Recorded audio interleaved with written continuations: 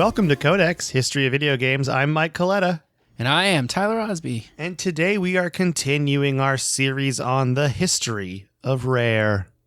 Yes, the history of Rare games. Not games that are hard to find, but Rare, the company. I was telling somebody about this. I was like, yeah, I'm doing the history of Rare games. And they started naming off a bunch of games that like are hard to find. I was like, oh, no, not like that.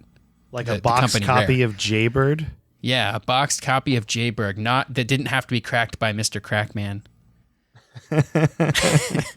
Okay, so we're back for part 2 of the history of Rare, because it's been a couple of weeks, where we last left our British buddies in the SNES era on the cusp of releasing some games that would catapult them even higher on the tier list of video game developers, specifically for Nintendo systems.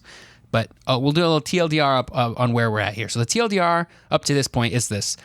Chris and Tim Stamper started a company called Ultimate Play the Game in the UK in the 80s. They made games for the ZX Spectrum. They made a lot of great games that a lot of people loved, but they soon realized that home consoles were where it was at. Specifically, they thought the NES was the bee's knees, and they got a jump on the competition by reverse engineering the console themselves and presenting some games to Nintendo. Somewhere along the way, Ultimate Play the Game was purchased by a larger company, but Chris and Tim had their exit strategy planned by starting a new company called Rare Ltd. They made some really exciting games with that company for the NES, including a ton of licensed games. And then in late 1994, Rare released Killer Instinct, a 2D fighter intending to duke it out with Mortal Kombat. Like Mortal Kombat, they pioneered a brand new art style. They used 3D models made on Silicon Graphics hardware to create their sprites, which gave the game a really cool, realistic, and sort of futuristic look to it. And at least for the arcade version, they sort of tried to play this off as Ultra 64 technology, something that Nintendo was like starting to kind of talk about at the time as the successor to the Super Nintendo. While the N64 was going to look very good, the Killer Instinct that came out in arcades really didn't use any technology from the Nintendo 64. Just the same tools that they would use to craft Nintendo 64 games, those Silicon Graphics workstations that they worked on. The Nintendo 64 had a lot of technology in it made by Silicon Graphics, so I guess by a very loose definition, you could say it used Ultra 64 technology.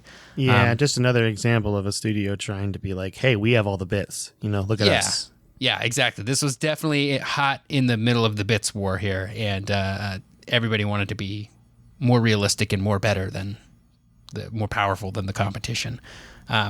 But Killer Instinct wasn't even close to being the last time that Rare would use this art style. People loved it. It was futuristic, like kind of in that like 90s retro futuristic thing. All this stuff that like looks really dated now, but was so futuristic in the 90s. I'm talking about Quest World from The Real Adventures of Johnny Quest or Reboot. Though that aesthetic, like look at that, and you look at it now and you go, wow, that's like not even PS2 level graphics, but it was the freaking future to us kids in 1994, okay? I forgot about Quest World. Yeah. I loved The Real Adventures of Johnny Quest specifically because of Quest World, and I was always bummed when they would do an episode that didn't have Quest World in it, because they probably only did it a few times throughout the series, the reboot Real Adventures of Johnny Quest. But it stuck with you. Yeah, it really did. I loved it. Now I got to go find this and see if they have it somewhere. They might. Oh, I'm sure they do. It's funny to think about what the state of the Donkey Kong franchise was at this time in the early mid 1990s. So nowadays, Donkey Kong is a part of the main Nintendo roster. He and others from his world are in Mario parties, they're in the Smash Brothers, Mario Karts, they're in all that stuff. Like they're basically part of the Mushroom Kingdom now, and it's kind of hard to imagine Nintendo without Donkey Kong. But in 1994, the franchise was dormant. The first Donkey Kong had come out in 1981 in the arcades, and a sequel called Donkey Kong Jr. had come out in 1982, and then Donkey Kong 3 came out in 1983, 1984, that sort of time period. And it was a pretty popular franchise in arcades, and it had a few home console adaptations, like the Atari 2600 version. I played it on the NES back in the day a little bit. There's a whole documentary called The King of Kong about the guys that were and still are, I guess, competing for world records at Donkey Kong. There's a lot of drama there. Good. It's one of my favorite documentaries. I love it. Didn't the guy that was like the famous one from the Galaxy, is it Galaxy? Twin Galaxies. Twin Galaxies, the name of the arcade. But the guy that has his own hot sauce company, he's got a mullet. I think is Billy Mitchell. Billy Mitchell, yeah. Yeah, he got caught cheating, didn't he? Yeah, like recently. Yeah. And like he used it was like he used an emulator instead of the original board, which is like a big no-no. You can't do that. Yeah, you really can't do that. And that's the hard part I feel like about setting these old records is you have to have a board. Yeah, you gotta have expensive. Yeah. And like the people that can fix them up if they break are probably fewer and fewer every year, you know? My favorite thing from the documentary is that in order to submit a score for a while, I don't know if it's still this way, but you had to like legitimately record yourself and then send like a VCR tape in the mail.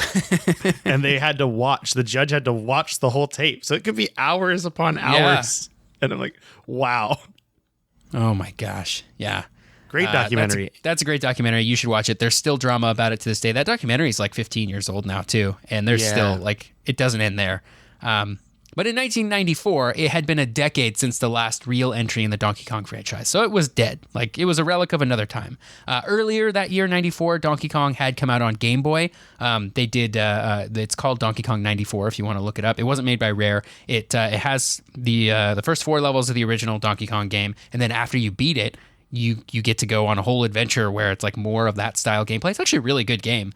And I would recommend people check it out. If you've ever played the Mario versus Donkey Kong series that came out later on Game Boy Advance, it's like, that's the idea. It's like an earlier version of that sort of style of gameplay, like puzzle. It's like a puzzle platformer. Oh, it's a puzzle platformer? I don't know if I ever played those ones on Game Boy Advance. And that was a Game Boy era I was definitely involved in, you know? Yeah. Yeah. I never played the Mario versus Donkey Kong games, but I definitely played the crap out of that Donkey Kong 94 game. So nice. Check it out. Wasn't made by Rare though, so we don't need to dwell too much on it. But at that time, anyway, the franchise was far from a Nintendo heavy hitter, which is kind of hard to imagine nowadays. But back then, Donkey Kong wasn't that cool. So naturally, Nintendo wanted to revive the franchise, and they just recently purchased a minority stake in Rare, which made them a second-party developer and made them an exclusive developer. Rare didn't put out games on any other consoles in this period of time. Rare had been impressive with all the games that they had already developed, and when Rare showed them the experiments that they'd been doing with the Silicon graphics hardware, they were super impressed. Nintendo was impressed with Rare, and they were excited to work with Rare on something. So they offered the opportunity to make a new Donkey Kong game to the team, which they jumped at because they were all fans of the original arcade game. The team was about 12 or 20 people, depending on who you ask, and they put a total of 22 people years into making this game, which was an incredible amount of time at the time. It was some think it was the most amount of time put into a game up to that point. Nowadays, with games made by hundreds of people, they far surpass that. But easily blown away. Yeah. But this small team put in a lot of work. It was a passion project for a lot of them. And surprisingly, Nintendo was very hands-off. Despite being a franchise originated by the legend and close friend of the podcast, Shigeru Miyamoto, they had really just trusted Rare to make something great. And Nintendo offered input. They gave suggestions. Shigeru Miyamoto helped out with designing stuff, but they didn't have control over it in that sense. They just offered a lot of advice and a lot of help. You know, I feel like if we keep saying Shigeru Miyamoto is a close friend of the podcast, it will happen. This is like that book. We have to manifest. It's going to happen. Put it out into the world. We'll get him on the show. Exactly. And then he'll invite us to go to that new Super Mario World theme park in Japan, which would be great. Oh, imagine getting to go to that and hang out with Shigeru Miyamoto. Dreams do come true. Well, Indeed. Not yet, but soon. Yeah. Manifesting. So the team decided not to reboot the gameplay from the original Donkey Kong games, but they wanted to make something completely new and also completely familiar at the time. A 2D side-scrolling platformer, kind of in the style of the Super Mario games. So it was revealed at CES in June of 1994, and they were a little bit sneaky with how they did it. They showed this awesome new high-tech future-looking game, Donkey Kong Country. They didn't say what console it was coming to. They fooled everyone into thinking this was going to be like on Nintendo 64, or at least the next Nintendo console, because it wasn't called the N64 in 94. So by the time they showed this awesome trailer, and everybody thought it was like, oh, this is a great demonstration of what's possible with next generation hardware. And then at the end of the presentation, they revealed that it was the Super Nintendo that this game was coming out on, and that the Super Nintendo had a ton of life left in it. So you wouldn't have to buy a new console to play this awesome looking Donkey Kong game, which is pretty sweet. That's really cool. Yeah. That they did that. Like that, you don't really get that now. Now it's all about the next new thing. And they were like, no, this is the old thing. Yeah, this is the next new thing, but it's on the old thing. Yeah. So at the time, and Nintendo knew what they had too by the time they'd done this, and so they marketed the crap out of this game, trying to get kids to think that this was like the next revolution in technology. And it kind of was. Do you remember back in like the mid 90s when Nintendo and Sony used to give away VHS tapes of like games, and they would have like weird skits on them to like hype them up? Does that sound familiar to you at all? because my friends had some one like, but I never got them. I do remember this as a phase, and I partially think that it might be because like it might have not been an Alaskan thing because that's where I grew up. Maybe, yeah. And I never saw them in Alaska. I saw them on like when I came back and I moved down. I would see them like old versions of these. Okay, yeah, maybe. I want to say that they like gave them out to people who subscribed to Nintendo Power. So maybe if you had friends who were subscribed to that, I don't know. Yeah. But so this was like kind of, I don't know if this was the first time anybody had ever done this with a game, but it was certainly one of the more famous times. They showed Donkey Kong Country, and they like hyped it up. It's like super 90s. You can find the video on YouTube. It's very worth watching. And I think that was the first time Nintendo had done this. I don't know if it was the first time it had ever been done. They showed early gameplay footage. They were super goofy. Nintendo would later do this with the Star Fox video, which is a true masterpiece of like 90s edgy, like kid-friendly though kind of advertising. I did know somebody who had the Star Fox one, and we probably watched it like 10 times because we were kids. Fantastic. And you watch the same thing over and over again, and it's great every time. Yeah. Yep. To be a child again. Oh, I know. Yeah. So that was a fun time to be alive in the 90s. The first Donkey Kong Country is a 2D side-scrolling platform, as I said before, where the player plays as Donkey Kong and his sidekick, Diddy Kong. I don't think they're brothers because Donkey Kong is a gorilla and Diddy Kong is a chimp. And I know that video games have to be hyper-realistic, so they're definitely not. Yes, they're not blood-related. With hyper-realism, that's true. Definitely. Right. Mm-hmm. Yep. Especially, you've seen the graphics, though they basically used real gorillas, right? Yeah, and they have schematics for how the barrels actually shoot you out. Right. It's very, very realistic. Yeah, very realistic. None of this is true. That's not true. So maybe one of them is adopted. I don't know. But they travel across DK Isle in search of King K. Rool, a crocodile lizard man who has stolen their hoard of bananas, which is as good a reason as any, if you ask me, to leave and try to track somebody down. So they go from jungle to an underground land. They go to the treetops, icy mountaintops, all across the land. It's pretty standard. They hit every sort of biome, underwater, all that stuff. But it was pretty standard, but also, to be fair, this was kind of the time when the standard was being created because video games were starting to get good enough that you could differentiate that way. The designer, Greg Males, said that he wanted to make a game that was easy to pick up but would flow seamlessly if a player practiced. So the way the levels are all laid out allows the player to seamlessly move from one portion to the next. The barrels, the ropes, the jumps, all that stuff kind of has a rhythm to it that is a little bit reminiscent of Sonic the Hedgehog games on Sega Genesis, where you're sort of rewarded with speed for having the level memorized and knowing exactly where to jump and stuff like that. They did have a hard time figuring out which attacks to give Donkey Kong and Diddy Kong. They wanted something that felt good and didn't take away from the fluidity of the game that they were shooting for. And so they ended up settling on a forward roll attack for Donkey Kong and a cartwheel attack for Diddy Kong. They're kind of the same thing, but the player can play as either Donkey Kong or Diddy Kong, with the other tagging along behind. If the player took a hit and had a Donkey Kong or Diddy Kong waiting, then they would switch to the one they weren't currently playing, and then they'd lose the ability to swap between the animals until they got a power-up barrel, which would give them the other one back. It's kind of hard to explain, but it makes sense when you're playing the game. It's like, oh, you can take 2 hits before you die, basically. It's kind of that's kind of a good way to explain it, I think. I think you explained it well. Yeah. Mario was the same way. You pick up a power-up and you can take 2 hits before you die. It's similar in Donkey Kong, except you switch to the other monkey when you take a hit. Yeah. Again, the two were mostly the same. I think Diddy Kong can jump a little bit higher, and then Donkey Kong can land on certain sections of the maps to like find secrets, and he can kind of pound the ground to find secrets too. Wow, so I did not know that this whole time. Yeah, there's like a little bit of difference between them, but it's not huge. Like Yoshi in the Super Mario series, there are some animal companions for Donkey and Diddy to ride on as well. You got Rambi the rhino, who's a rhino, so he's fast and he's useful in combat. Espresso the ostrich, not espresso, Espresso the ostrich. Express. Right. But he drinks coffee. He can sort of fly and run fast. You've got Ungard the swordfish, who lets you swim easily underwater. That's my favorite. Yeah, he's great. Winky the frog is a frog that can jump high, and you got Squawks the parrot, who in the first game, he just carries a light around in some of the levels to sort of like light the way on some of the darker sections of the game. Do you know how like underwater levels in video games are traditionally super annoying? For some reason, I never felt that with Donkey Kong Country. Yeah. And I think Donkey it was Kong because of Ungard the swordfish. Yeah, Ungard the swordfish, and this is a perfect segue into the next segment here. I think the music really helps with keeping those levels. It is. That whole game slaps, Yeah.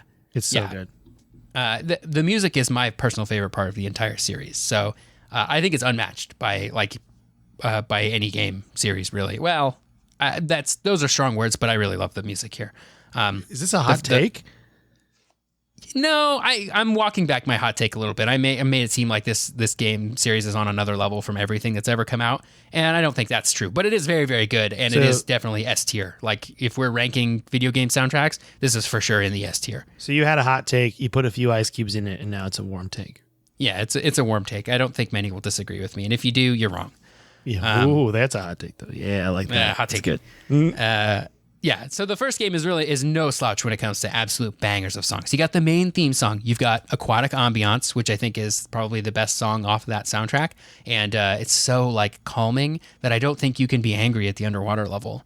And I think the game actually plays pretty well underwater. Like, it has good controls. I don't think it's an annoying underwater level like Sonic's underwater levels where they just say, hey, you're moving through like Jello now instead of the game. And also, if you stay down here too long, you die instantly.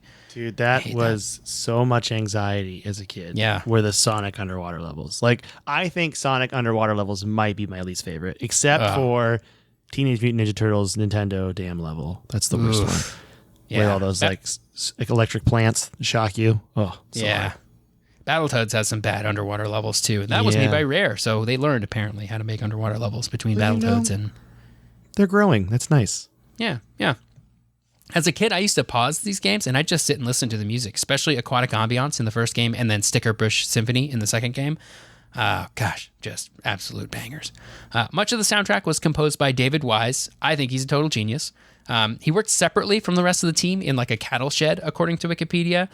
Tim Stamper used to visit him occasionally. I don't think he worked so far away from them because people didn't like him. I think it's just because when you're making music, you kind of require a separate area to make sure that other people's sound isn't bothering you and making sure that your sound isn't bothering other people. Although listening to Donkey Kong Country tunes all day in the office doesn't sound so bad to me. It probably would get annoying if you're hearing the same like 3-second clip over and over as he works on it. But yeah, but I would listen to that soundtrack just separate from the game. I love it. David Wise also noted that it would have been impossible to make his soundtrack on the Sega Genesis because the Super Nintendo audio system was so far ahead of Sega's console at the time. This was one of the first games you could actually buy the soundtrack on a CD in the 90s. It was called DK Jams, and you could buy the CD and just listen to it because it was good enough that people would listen to it independent of the game. And I think that's awesome. Big fan of the Donkey Kong Country soundtrack. Kind of try to find DK Jams on CD, Spotify with a Z. Or something. Yeah, with a Z. That's very important. Yeah. Donkey Kong Country released in late 1994, just in time to compete with Sega's Sonic and Knuckles, which was the much-hyped fourth installment in the Sonic the Hedgehog series. That was the one with the lock-on cartridge, which was pretty sick. Remember that lets you hook in Sonic 3 and Sonic 2 and play as Knuckles. That was pretty cool. So even if Sega was a little bit behind in some ways technology-wise than Nintendo and Rare with Donkey Kong Country, they did have that super cool lock-on cartridge that I think they never really used to their full potential. I would have liked to see more games that could do that, but that was pretty sweet. In the end, Donkey Kong Country sold 9.3 million copies on the Super Nintendo, and that's before counting the Game Boy Color and Game Boy Advance re-releases, which is also crazy to me because this is a game that pushed the limits of the Super Nintendo, and it also got a Game Boy Color release. I'm not talking about the Donkey Kong Land series. We'll get to that. But the Donkey Kong the Game Boy Color version of Donkey Kong Country was like a straight port, obviously toned down a bit for the Game Boy Color, but like it looked pretty good. I don't think it got super great reviews, but it was very popular at the time for Nintendo to re-release NES games on the Game Boy Color. So what was less common was Super Nintendo games getting re-released on the Game Boy Color. That was a stretch. And I think it might be the only one, like, where it got just a straight port. Like, there are a lot of Super Nintendo games that had Game Boy counterparts, like Super Mario Land, Donkey Kong Land series. But this was a full port to the Game Boy Color, which is nuts. It also got re-released on the Game Boy Advance, which was a well-received port because Game Boy Advance is basically a handheld Super Nintendo with slightly less good audio hardware. So I actually haven't listened to the soundtrack, the Game Boy version of the soundtrack, the Game Boy Advance version. That might be interesting to see what they had to change about it because that's where the Game Boy Advance is a little bit less good compared to the Super Nintendo. It's just the audio hardware is not quite as good. That's interesting that you know that. I did not know that Game Boy Advance. I just assumed Game Boy Advance would be far superior to SNES. But no, it was generally pretty comparable. Interesting. Yeah. Donkey Kong Country did well enough to get not one, but two more sequels on the Super Nintendo. Even this late into the lifespan of the Super Nintendo, we got two more Donkey Kong Country games. The first sequel, Donkey Kong Country 2, Diddy's Kong Quest. Not Diddy Kong's Quest, Diddy's Kong Quest. Followed Diddy Kong after the kidnapping of Donkey Kong by none other than King K. Rool. He's out for revenge after being thoroughly humiliated in the first game. So Diddy brings his girlfriend, I think, his friend. Maybe she's also just a family member. Her name is Dixie Kong, and I don't think they're married, so she must be another member of the adopted Donkey Kong family, extended family. Sorry, this whole Donkey Kong family dynamic is very confusing to me. Because they're all different species. We could so do many a of them whole are different podcast species. on this. Yeah, I'm sure there's an expert out there. Yeah, there's got to be. It starts to get real weird once you get into Donkey Kong 64. There's a whole bunch of new people introduced. Yeah. Bunch of good stuff in there. We'll get there. Not today, but we will talk about Donkey Kong 64. So Donkey Kong Country 2 is mostly the same as the first game, although many of the levels and enemies have like a kind of a pirate aesthetic, which is pretty fun. There's a little bit more gameplay variation between Diddy and Dixie Kong. Diddy is the same as he was in Donkey Kong Country 1, but Dixie is a little bit slower, but she's able to float and find secrets she like spins her ponytail around, and it makes her like float slowly. Like if you've played Super Mario Brothers 2, where Peach can kind of float for a few seconds, it's similar to that, only Dixie Kong can float, I think, forever until she hits the ground or dies. Wow. So there were parts of the map that you couldn't get to if you didn't have Dixie Kong, but certain bonuses and stuff, because they added like bonus mini games, which was pretty cool. They added a few more gameplay variations, like some different animal companions that are a little bit different than the first game, which is kind of cool.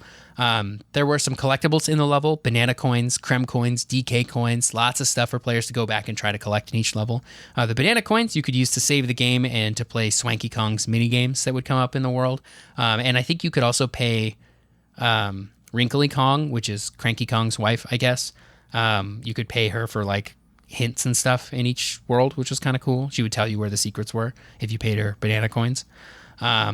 Creme coins you could use to pay a character called Clubba with a K, and if you would pay him and he would let you into the secret world, kind of like Star Road and Super Mario World. And so each world had its own entrance into the secret world, and those levels are so intense. I don't think to this day I've ever beaten all of the levels in the secret world of Donkey Kong Country 2. It's bonkers. It's so much going on there. And then also by the end of the game, Cranky Kong rates you on how many creme coins you have at the end of the game. DK coins. That's a separate thing. Each level has a DK coin, and I think it's really just a collectible you grab, and then at the end, Cranky Kong ranks you on how well you did. So you kind of, if you're going for 100%, you got to get all the DK coins if you don't want Cranky Kong to be upset with you, which is pretty impossible because Cranky Kong is a very upset old man, curmudgeon old man. That's right. We don't want to disappoint Cranky Kong. Right. Although I don't think it's possible to ever be good enough for Cranky Kong. Yeah, Cranky Kong has some pretty high standards. He really does. Yeah. But the music in Donkey Kong Country 2 is what sets it apart for me personally. A lot of it is a little bit more atmospheric and reflective than the first game, especially Stickerbush Symphony. Seriously, if you've never heard Stickerbush Symphony, just hit pause on this podcast, go over to YouTube, search for Stickerbush Symphony, listen to it, and then come back. Okay, you're back now. I said it once, I'll say it again. This is the best video game song ever. That's my hot take. If you disagree, send me an email at codexhistorypodcast@gmail.com and tell me. But this is my favorite video game song ever. I think the game is worth playing just to listen to all the music in it. The first game was great. The second game just really nails it. And honestly has shaped some of my musical preferences, especially when it comes to like atmospheric music to like have playing in the background. I don't want to say that this inspired the entire lo-fi beats to chill and study to genre, but maybe it did. Who can say, right? Yeah, I could see that 100%. Yeah. You know, just Donkey Kong turning on YouTube and doing homework while the lady sits in a window with a cat and does her homework, listening to Stickerbush Symphony. It makes total sense. Oh, so good. Donkey Kong Country 3 launched a year later, so we were on a yearly release schedule at this point, 94 for the first one, 95 for the second one, 96 for the third one. And this time, both Diddy Kong and Donkey Kong have been captured, and so Dixie Kong needs to save them. And so she brings Kitty Kong along, who is an actual baby, because I guess they ran out of Kongs to save each other. So It's she brought a literal literal baby with her. Baby. I love He that. can she can still do the floaty thing with her hair, and he can skip across open water. There are a lot of segments especially early on in Donkey Kong Country 3, that you're hopping on sort of piers or wooden docks, and so there's a lot of water areas for you to swim into, and I guess he can hop across those water areas, so that's neat. And he can roll and stuff. The Kongs can also pick each other up and throw them. I think they could do that in the second game too, but there's a lot more emphasis on that in the third one. So that's cool. It takes place in an area called the Northern Cremisphere, which is named that way because all of the enemies in this game are named Kremlings, and everything starts with a K in this game. So the Northern Cremisphere, which is an area of the world that is based on Northern Europe and Canada, according to Wikipedia. So I feel like there's some Scandinavian influence there too, but I could be wrong about that. That's cool. They actually found a region to base it on. Yeah. So this one has mostly the same gameplay as the first two, although there is one big difference, the overworld. So previous Donkey Kong Country games had an overworld map, kind of like Super Mario World or Super Mario 3. The player really just used them as kind of a fancy menu for selecting the levels. But in Donkey Kong Country 3, the overworld itself is kind of a level. The Kongs could traverse some sections of it freely. There's different vehicles that you can get to that sort of unlock different parts of the map. There's a boat, and then there's a jet ski, and there's other stuff that lets you move around the world faster. There are secrets on the map that you can find if you're good, in a way that Donkey Kong Country 2 and 1 didn't really have, which was pretty cool, but it didn't make a huge difference to the game. But it was all about that classic Donkey Kong Country gameplay, and I think Donkey Kong Country 3 delivered there as well. People generally didn't like this one as much as the second one, although it was widely regarded as still a very solid game. It was okay, we've done 3 of these now.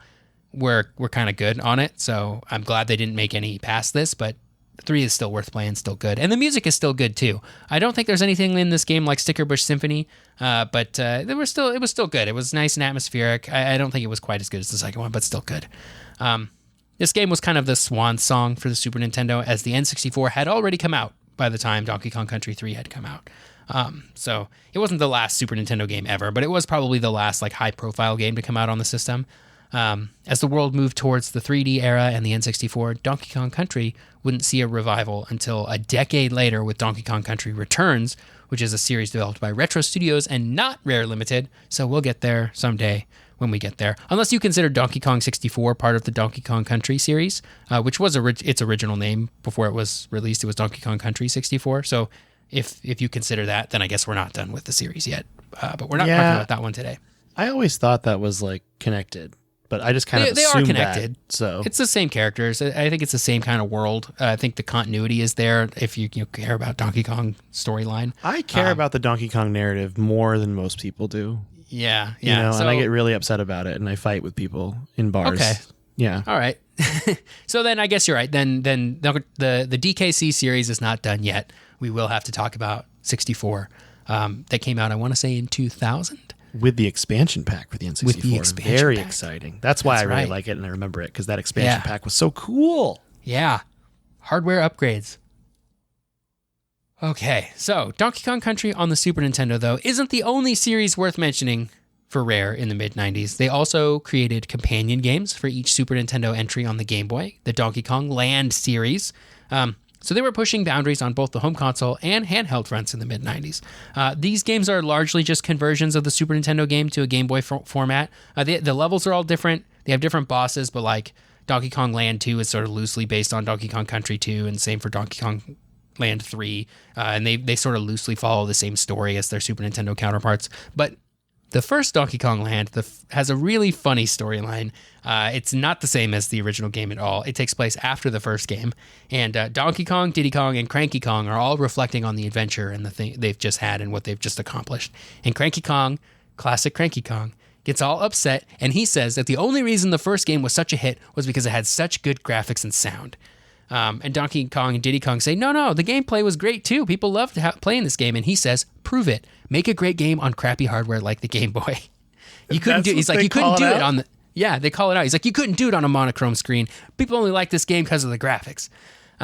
So he calls up King K. Rool and the Kremlings, and he gets them to come back. And Donkey Kong and Diddy Kong set out on a portable adventure just to prove that Donkey Kong Country wasn't just a bunch of high-res sprites and sound, and that the gameplay was good too. It's like to prove Cranky Kong wrong. And I think that is a hilarious premise for a Game Boy game. That's a really great premise for a Game Boy game.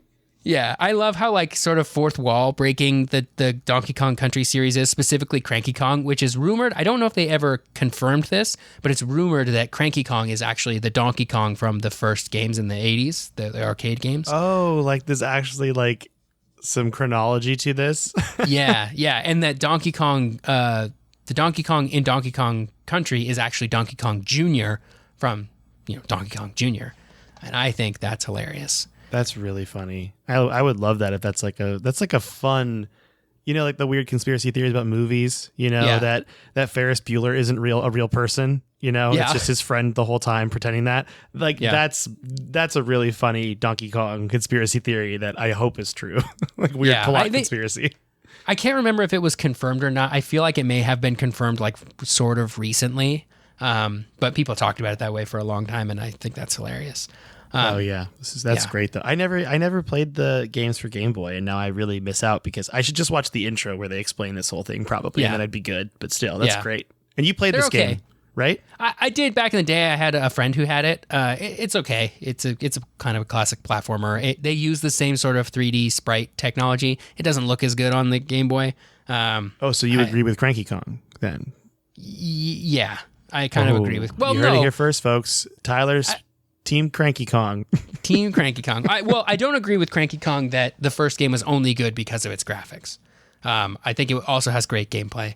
I do agree with Cranky Kong, although I don't think anybody's disputing this, that the Game Boy version looks a lot worse than the Super Nintendo version, and not in a... It didn't scale down gracefully. It's kind of hard to see stuff. I don't think the Game Boy version is as good, although the gameplay is still okay. Okay, so I think what we need to tell Cranky Kong is this is not just a two-sided issue. There's many dimensions to this argument, right. And then he's not even considering the music, Cranky Kong. Yeah, that's right. Yeah. So anyway, if you put Donkey Kong Land, any of the Donkey Kong Land games into a Super Game Boy, you got some enhancements to graphics and sound. And the third one actually did get a full-on Game Boy Color version in Japan, which is kind of cool. So those are that's sort of the 90s era of Rare, the early mid 90s era, or the 94, 96 years, the Donkey Kong years. So what's the legacy of Rare and the Donkey Kong series here? Well, I think they showed that great games could still come out on a console in its twilight years by pushing the boundaries of what was possible with technology. The idea to make the game in 3D software and then convert those models to sprites to use on the Super Nintendo was genius because it let them use early 3D as an art style, as like a creative choice, where a lot of artists during that time were just using it because it was kind of the cool new thing, and also they were so limited in what they were able to do that it sort of had its own de facto art style, which is what we think of when we think of that 90s like 3D aesthetic, was because like the technology was so limited, it was hard to have distinct and different art styles, but you could use that art style as a creative choice itself and use it in a lower powered system like the Super Nintendo. And I think that made for a really cool looking game that had it wasn't super realistic. Like you don't look at it and think, wow, this looks like real life, but it definitely has a distinct art style that is super cool. Yeah. I agree with kind of what you said in the beginning, where it's like this retro future weird thing that just looks really slick and neat. Yeah. It looks very smooth, is how I would describe it. Right. It's what the 90s thought the future would look like, which is, I love that. That's an even better way to put it, actually. Yeah, I love that stuff. Like going back and it's like reading sci-fi from the 50s, that was written in the 50s. So this is what they thought it would be like in the future, and some of it is kind of interestingly correct and some of it is wildly off. And I just love that.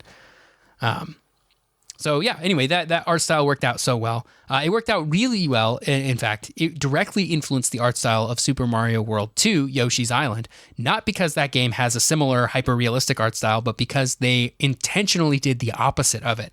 So the story goes here that Shigeru Miyamoto was being bothered by Nintendo leadership to produce something on par with Donkey Kong Country for Super Mario World 2. They wanted kind of a similar aesthetic because they thought it looked futuristic and people wanted the future, right? And they wanted one last game on the Super Nintendo from Nintendo that would push those boundaries. So when Miyamoto showed them the original art style for Yoshi's Island, which is kind of similar to the first Super Mario World, they rejected it and they asked him to make it more like Donkey Kong Country. So instead of doing that, he went even harder on the like hand-drawn aesthetic. And this time they liked it and they realized that they probably weren't going to win that argument with him. And I think the art style for Yoshi's Island is incredible, like really, really, really good. That's a really good game. Yeah. So it's just funny that art style came out of Miyamoto being a little bit salty about Donkey Kong Country, saying that it was proof that players will put up with mediocre gameplay as long as the art is good. Like Miyamoto came out swinging. Yeah. Our friend really went hard in the paint there. He really did. Yeah. Which is too bad. I mean, the game was great. So maybe he was just salty because of the pressure he was getting from Nintendo and it really wasn't anything to do with Donkey Kong. Probably. Yeah. That's how I choose to interpret that. This wasn't the only game series that that Rare released in this era. They also released a port of Killer Instinct to the Super Nintendo, as well as they put out Killer Instinct 2 in arcades. Those games didn't quite make the same splash that Donkey Kong did, but they were still pretty decent fighting games, and I hope to hear more about those when you get to them on your series on fighting games, because I think even if for just the reason of pushing the art style boundary, they're worth talking about. I don't know if gameplay-wise, if people like them or not, really. That whole idea of taking on a series about fighting games seems really huge at this point in scope. So we'll get to it when we get to it.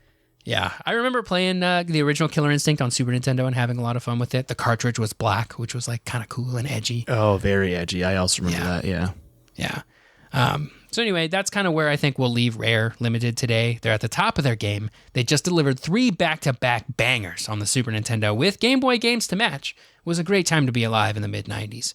But were they really at the top of their game? Because the N64 was about to launch. We're headed into 1997, and I'd argue that the N64 era of Rare Limited is probably their true golden age of games because they just put out a constant flow of hits that pushed the boundaries of what was possible on console, and I was 100% there and on board for it in the late 90s.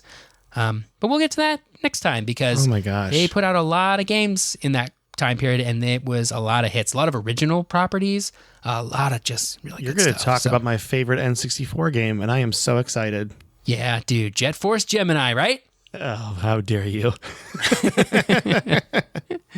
What you been playing, Mike? Well, this week I was traveling a lot, so I didn't play a lot, but the night or two I did play some games, I'm on a quest to play and find a game on Game Pass that's fun for me and my friends, and it was a real doozy. We tried that Gang Beasts game, and that was like silly fun, but got kind of like boring really quickly. I felt like maybe I'm missing something. It probably isn't boring, but it didn't work for us.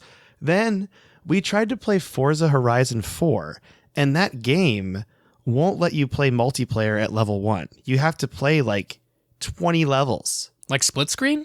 No, like online. Wow, really? I couldn't play online with my friends. It was locked. And I was like, can we play? And he's like, no, you have to get to like level 20. And it took me like an hour to get to level 2. And I was like, this is a big old glass of nope from me. And so I just turned that off, and we installed Rocket League, and I haven't played it with them yet, but we're going to play that now because I love Rocket League, and it's very easygoing and classic. It's quick. It's everything I want, minus the competitive sweatiness of a first-person shooter like Apex, which is what we usually play. And so I was on a quest this week to find a game with my friends, and I'm glad we're going back to Rocket League. But that's pretty much all I played. I took Skyward Sword with me on my trip, but I never really had the time to like sit down and play it. So I'm hoping to put more hours into that this week. But what have you been playing, Tyler? This week, I've been playing a lot of Final Fantasy XIV, like just a lot of it. Oh man, you're back in. The Red Mage is back. The Red Mage is back. I played through the second tier of the Eden series of raids. So there's 3 tiers of Eden raids. I played through the second tier with a couple of friends who knew what they were doing, and they were explaining it to me as we went. And we did pretty good. We only wiped a couple of times and had a lot of fun. So I've still got a lot of stuff to grind out there. I need to get the new 24-man raid series based on Nier Automata. And I have some other stuff to unlock, but I'm having a lot of fun with it again. I got a lot of story stuff to get through still too, so that's what I'm working on right now is getting my story quests done for the end of Shadowbringers.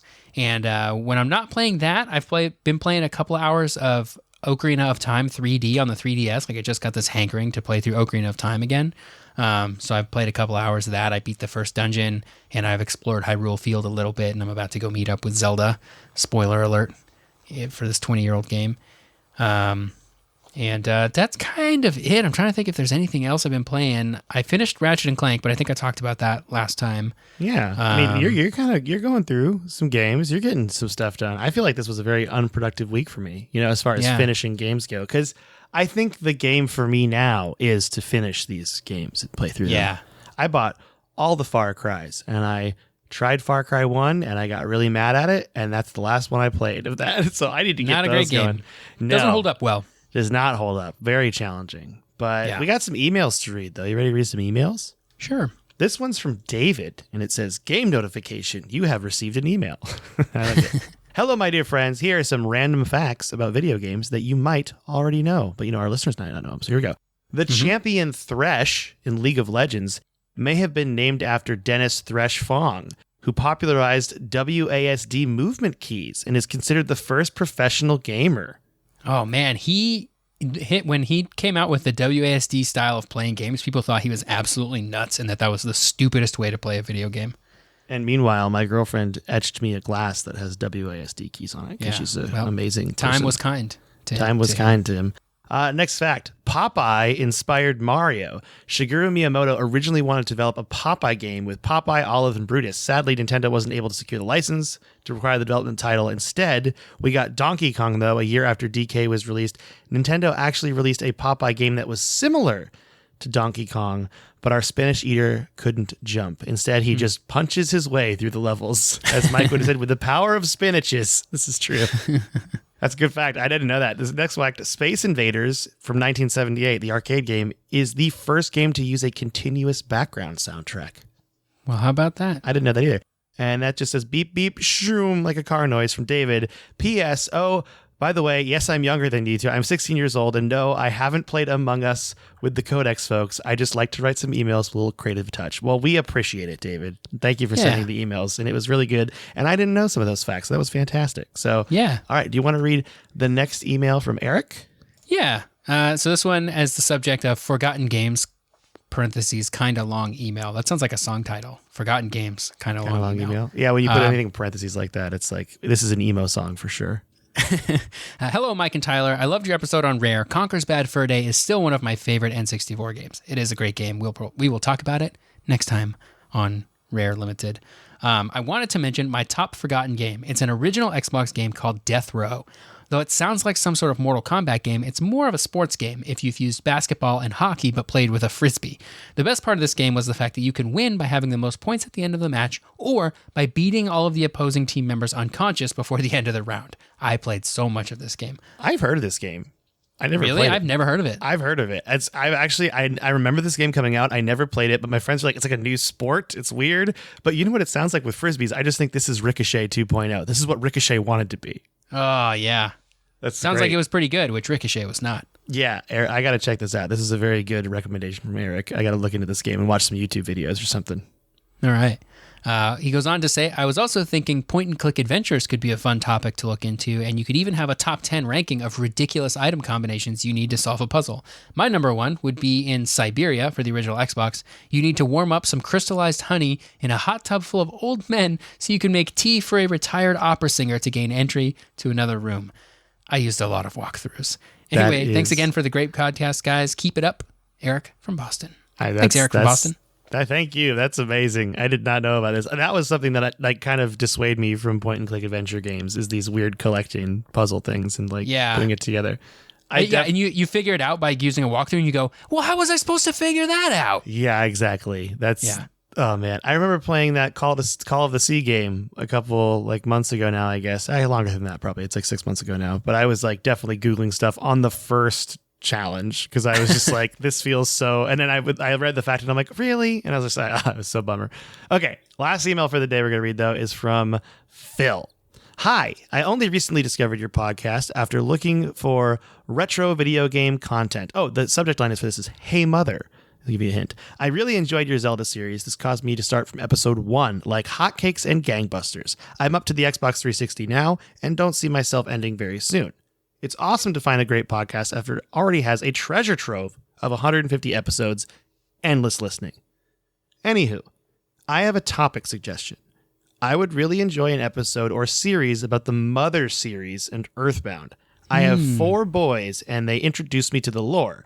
At one point, one of my kids saved his money to purchase an original Earthbound cartridge, which is $200+. As we speak, my second youngest listens to Mother 3 music, ripped from YouTube, just because he likes it. I have played Earthbound enough to know it's a total quality for the time. I'm kind of bummed the series was stalled, but also hold out for another canon NES-filled game will emerge. My kids say it won't happen. Well, that's all. Keep up the great work. Phil. P.S. Did you ever do a proper top games of the SNES? I feel like you covered in the timeline, but not at the detail you started to cover games from the Nintendo 64 era and on. This might be your way to cover Earthbound ? And yeah, we didn't do that because we did it from N64 on because that's where the book ended. Yeah. The Ultimate History of Video Games Volume 1. So I do think it's a good idea for us to maybe go back and do top 10 lists of the systems we didn't do. I'm super down. Because the problem's going to be for the SNES, it's going to be there's so many great games to put in there. You know what I mean? So can we combine series? If we can combine series, it might be more interesting because I'll rank Donkey Kong Country series. Yeah, I think we might have to do that instead of just doing the sequels and just do games. Because, I mean, if we had to pick a Donkey Kong Country game, we'd probably pick 2, I think. Well, because I feel like a top 10 Super Nintendo game list just ends up being Donkey Kong, Mario, and Zelda games. Yeah. And that's not as interesting as if we could get some other ones in there, some dark horses. True, definitely some true. hot takes. Phil also has a follow-up email that says, "Hey, I just listened to your Star Tropics podcast. Sounds like Earthbound is on its way, ? And I will say, maybe it is, ? That's my response. Because I mean, we got a lot of stuff in the pipeline, but I don't know anything about Earthbound and Mother, so I kind of want to really spend some time with it. I just know it's like one of those mysterious games that's like very collectible. And I know that NES because of Super Smash Brothers, and that's about it. And people love those games. Yeah, and I want to take my time and like really give it the justice it deserves, because the game is like it's really weird that they ended it. And I also kind of want to answer the question like, will it come back? Why did they end it? And all that stuff too, or try to answer it. I mean, we can only speculate in a way, but we will try. So that's it, though. That's the episode today. We did it. If you want to send us an email, you can send us an email at codexhistorypodcast@gmail.com. You can join us on Discord if you'd like to discuss things, video games or cooking or pet related. We have a lot of other stuff on there too. You can also go to our Twitters. I am at @mecoletta. Tyler is at SneakerElf. At the top of my Twitter profile, pinned to my profile, is an invite that never expires to our Discord. So that's a good way to get on it. And if you want to get on it, otherwise you can just send me an email and I will send you your own personalized link. Isn't that neat? Wow, that's so nice of you. Yeah. But with that, I think that's it for the day. Is there anything you want to say to the listener before we go, Tyler? Just thanks for listening and goodbye.